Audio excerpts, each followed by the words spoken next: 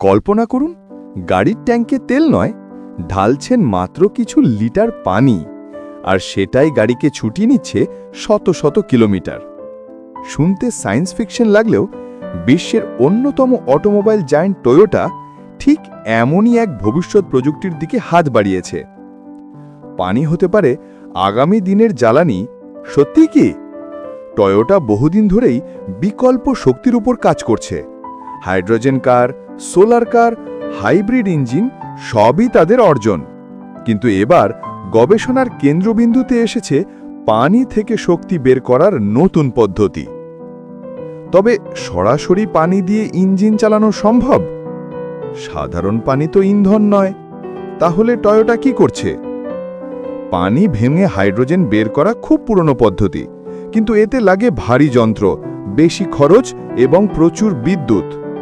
টয়োটার নতুন গবেষণা এখানে তৈরি করেছে বড় এক ব্রেকথ্রু।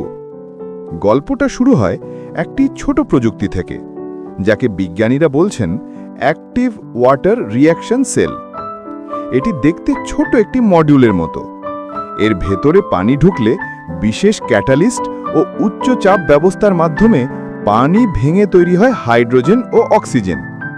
হাইড্রোজেন যায় ফুয়েল সেলে, আর সেখান থেকেই তৈরি হয় বিদ্যুৎ। সেই বিদ্যুৎ চালায় মোটর, আর গাড়ি ছুটে চলে অল্প খরচে।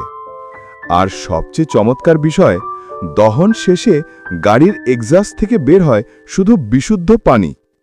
মানে পরিবেশ দূষণের কোনো সুযোগ নেই। টয়োটার গবেষকরা বলছেন, এই প্রযুক্তি সম্পূর্ণভাবে পানি নির্ভর না হলেও এতে তেল বা গ্যাসের ব্যবহার একেবারেই নেই। গাড়িতে থাকতে পারে মাত্র একটি ছোট্ট ব্যাটারি। এটি শুধু সিস্টেম চালুর সময় প্রথম ধাক্কা দেয়। বাকি যাত্রা পানি, হাইড্রোজেন, বিদ্যুৎ, মোটর আর এক্সস্টে আবার পানি। এক কথায় একটি সম্পূর্ণ পুনর্ব্যবহারযোগ্য শক্তিচক্র। অটোমোবাইল ইন্ডাস্ট্রিতে এমন প্রযুক্তি এলে জ্বালানি সংকট কমবে, কার্বন নিঃসরণ উল্লেখযোগ্যভাবে কমে যাবে, চলার খরচ হবে সাধারণের নাগালের মধ্যে। তাহলে কি আগামী সময়ের রাস্তায় আমরা পানি চালিত গাড়ি দেখতে পাব? প্রশ্নবোধক। সম্ভবত হ্যাঁ, টয়োটার গবেষণা তাই ইঙ্গিত করছে।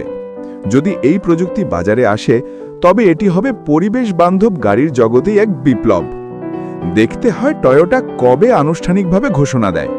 তবে একটা বিষয় নিশ্চিত, ভবিষ্যতের ইঞ্জিন হবে আরও সবুজ, আরও স্মার্ট, আর হয়তো সম্পূর্ণ পানি চালিত।